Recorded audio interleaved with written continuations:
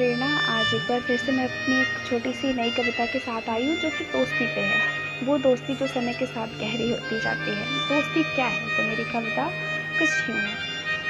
घर के कोने में बैठे हुए यादों की किताब में लिखे किस्से के पन्नों को पलटते हुए अगर आंखों से खुशी के आंसू छलक जाएं, ऐसे खूबसूरत किस्सों को अंजाम देने वाले दोस्त हैं। और ये यादों की किताब उनकी दोस्ती है। जीवन के मुश्किल समय में भी अपने खुशबू जैसे लहजे से उस कठिन समय को भी कपिल शर्मा की कॉमेडी नाइट बना देना ही दोस्ती है।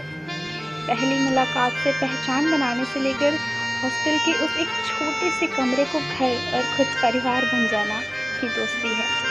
आधी रात को भूख लगने पर मैगी बनाना और फिर छोड़ना यार, इतने बर्तन कौन साफ करेगा, और फिर एक ही प्लेट को अपनी प्लेट समझ के शान से खाना ही दोस्ती है। किसी अनजान जगह जाकर अगर भाव ना मिले तो छोड़ना यार, चल सेल्फी ले, एक हम दोनों ही तो सुंदर है यहाँ पे। उस अजनबी से लगने वाले पल को भी खुशनुमा बना देना ही दोस्ती है। कुछ बोलो या ना बोलो, कुछ बोलो या ना बोलो, उस चुप्पी में ही दिल की बात समझ लेना ही दोस्ती है।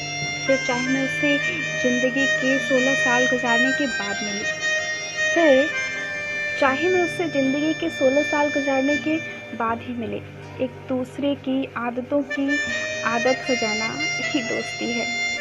घर में मम्मी की डांट सुनकर भले ही मैं सुबह के 6 बजे ही उठ जाऊं, घर में मम्मी की डांट सुनकर भले ही मैं सुबह के 6 बजे ही उठ जाऊं, लेकिन तुम्हारे साथ होने पर सोने के वक्त जागना और जागने के समय सोना ही दोस्ती है।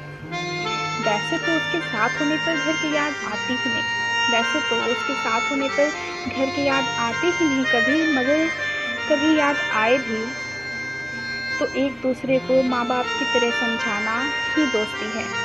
अगर पढ़ाई में मन ना लगे तो एक पिता की तरह समझाना, फिर तबीयत नासाज हो जाए तो एक माँ के जैसे वक्त वक्त पर दवा का ख्याल करना, अगर कभी दिल दुख जाए तो एक बहन के जैसे गले लगाना, कुछ अच्छा करने पर पीठ थपथपाना, कुछ बुरा हो जाए तो चिल करना यार, पार्टी करते हैं, मैं हूँ ना।